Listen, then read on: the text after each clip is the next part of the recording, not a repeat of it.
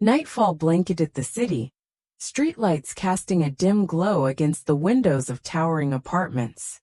Sarah curled up on the beige sofa in her spacious living room. Her bare feet chilled against the plush sheepskin rug. She clutched her phone tightly, eyes fixed on the screen. A text message appeared. "I have a late meeting, don't wait up for me."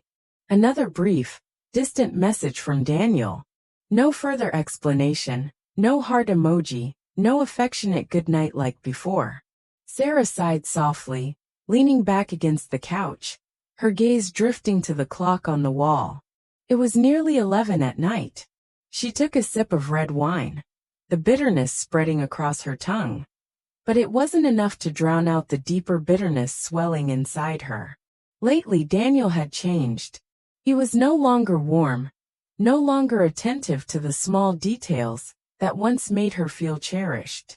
The distance between them grew, like an invisible wall separating their worlds. Sarah had tried to reassure herself that he was just busy with work. Daniel was a successful businessman, and the pressures of his job were mounting. But her instincts told her something was off. Women always sensed when the man they loved was slipping away. Her phone buzzed again.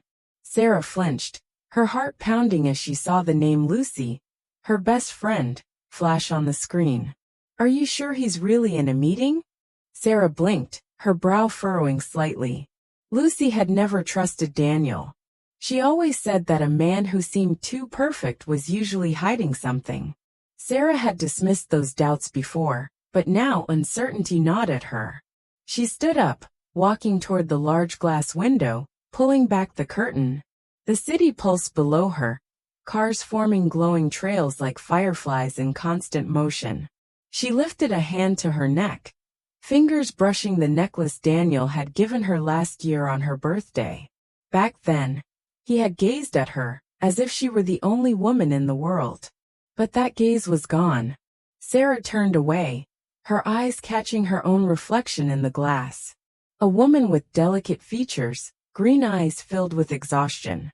Her long brown hair draped over her shoulders, her frame noticeably thinner after months of quiet anxiety.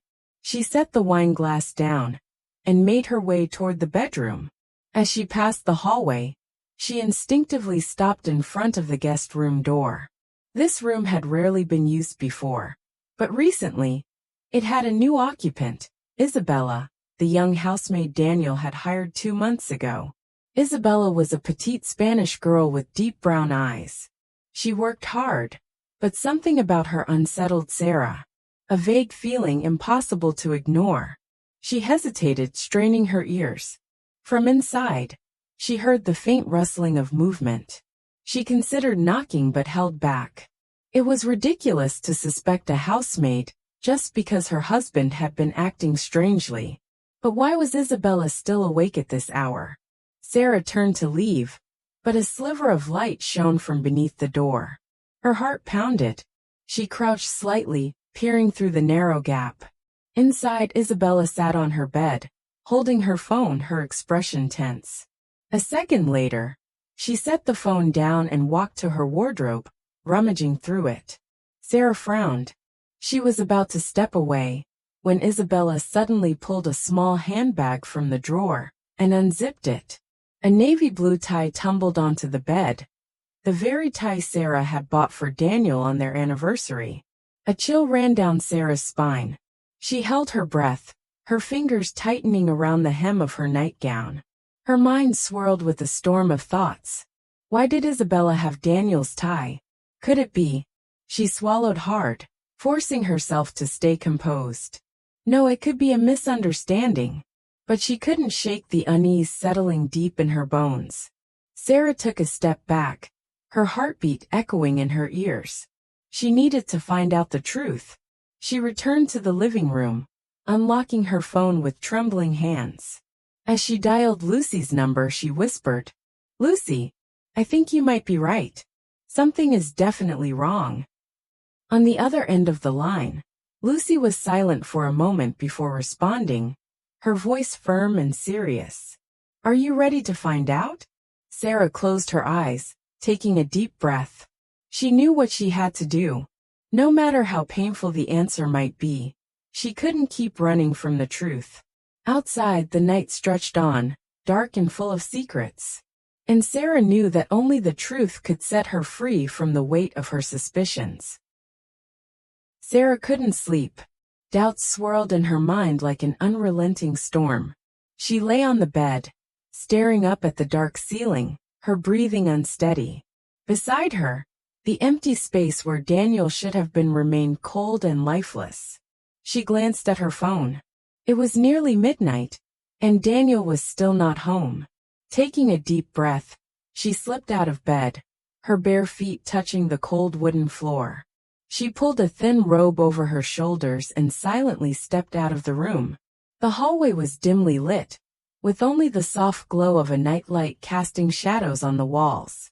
Sarah walked carefully, her heart pounding in her chest. As she neared Daniel's office, she noticed the door was slightly ajar. Inside, a warm golden light flickered, accompanied by strange sounds, soft laughter, whispers, and something else. Something unmistakably intimate. Sarah held her breath, standing frozen before the door, her heart racing wildly. She pushed it open a little more, her eyes widening at the sight before her. Daniel was sitting in his luxurious leather chair, his shirt unbuttoned, revealing part of his toned chest. On his lap sat Isabella, her silk dress clinging to her slender frame, her arms wrapped around his neck. Her lips parted as she whispered something into Daniel's ear, making him chuckle softly. His hands roamed down her body, his gaze clouded with desire. Sarah felt the blood in her veins turn to ice.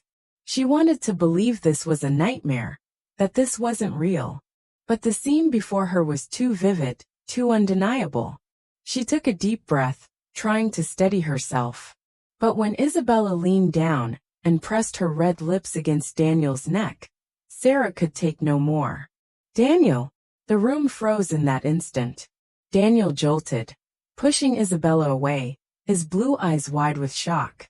Isabella stumbled back, gripping the edge of her dress, her face pale. Sarah! I can explain, Daniel stammered, but his eyes refused to meet hers. Sarah said nothing. She stepped inside, her heels clicking against the hardwood floor. She looked at Daniel, then at Isabella, her gaze sharp as a blade. I've had my suspicions for a while, Sarah said, her voice calm but cold. But I never thought you'd do this in our own home. Daniel stood up, reaching for her, but Sarah stepped back. Sarah, listen to me. I made a mistake. I didn't mean. Sarah let out a bitter laugh. Didn't mean to? You didn't mean to let her sit on your lap? Didn't mean to touch her like she was everything to you? Isabella lowered her head, but Sarah wouldn't let her escape her glare. And you, Sarah continued, her voice laced with contempt. What were you thinking, seducing a married man? Do you have no shame? Isabella opened her mouth as if to speak, but then closed it again, realizing there was no excuse she could offer. Daniel ran a hand down his face, sighing. Sarah, I know I messed up, but give me a chance to fix this. Sarah stared at him for a long moment before shaking her head. A chance? You had one, and you threw it away. She turned and walked toward the door, but before leaving, she stopped at the threshold. Without looking back, she spoke, her voice firm and unwavering. Tomorrow, I want you gone, Isabella. And Daniel, I'll be speaking with my lawyer. Daniel inhaled sharply, his eyes darkening. Sarah, don't do this. But she was already walking away, never looking back. She had no more tears left to cry. Only emptiness remained, and a decision that could never be undone. The morning after felt heavier than any Sarah had ever known. The air in the house was thick with silence, a sharp contrast to the storm of emotions raging inside her. She sat at the dining table, a cup of untouched coffee in front of her, staring blankly at the swirling steam rising from it. Daniel had slept in the guest room. If he had even slept at all. She hadn't checked, nor did she care. The weight of betrayal pressed against her chest, But it wasn't sadness that filled her now. It was resolve. A knock at the door pulled her from her thoughts. Before she could answer, Isabella appeared in the hallway, her small suitcase rolling behind her. Her face was pale, her eyes downcast. "I'm leaving," Isabella said quietly. Sarah folded her arms, leaning back in her chair. "Good." Isabella hesitated. I never wanted this to happen. I never meant to hurt you." Sarah scoffed. "Did you think it wouldn't hurt? Did you think sneaking around with my husband in my own home would somehow not destroy everything we had?" Isabella flinched, but she nodded, accepting the blame. "I know. And I regret it. But I should tell you, Daniel wasn't the only guilty one. I knew what I was doing. I knew he was married. I was selfish." Sarah studied her for a long moment. "Then why did you do it?" Isabella looked away, shame creeping onto her face. "Because he made me feel special, important, like I was someone worth noticing. And I convinced myself that if he could betray you, then maybe he never really loved you to begin with." Sarah's jaw clenched. It was painful to hear, but a part of her had wondered the same thing. Was she not enough? Had she driven him into Isabella's arms? But no. That was the kind of thinking that trapped women in toxic cycles. Daniel had made his choice. He had crossed a line that couldn't be undone. Sarah stood up. "You should go." Isabella nodded, gripping the handle of her suitcase. As she walked toward the door, she paused. "I hope one day you find someone who treats you the way you deserve." Sarah didn't respond. She just watched as Isabella stepped out of the house, closing the door behind her. Minutes later, Daniel emerged from the hallway. His hair was disheveled, his face lined with exhaustion. "Is she gone?" Sarah nodded. "She is." Daniel exhaled slowly, as if the reality of his actions was just now settling in. "Sarah, I know I can't take back what I've done, but I need you to know that I hate myself for hurting you." Sarah let out a humorless laugh. "Hating yourself won't change what happened." He ran a hand through his hair. "I don't expect you to forgive me. I just need to understand. Is there any chance for us?" Sarah looked at him, really looked at him. The man she had loved, the man she had built a life with, now stood before her as a stranger. A man who had broken something that could never be fixed. She shook her head. "No, Daniel. There isn't." His shoulders sagged. "So that's it. That's it." Daniel swallowed hard, nodding slowly. "Then, I guess I'll pack my things." Sarah didn't watch him walk away. She didn't cry. She didn't scream. She just stood there, feeling an odd sense of peace settle over her. For the first time in weeks, she felt free. As she picked up her coffee cup, now cold, she thought about everything that had led her here.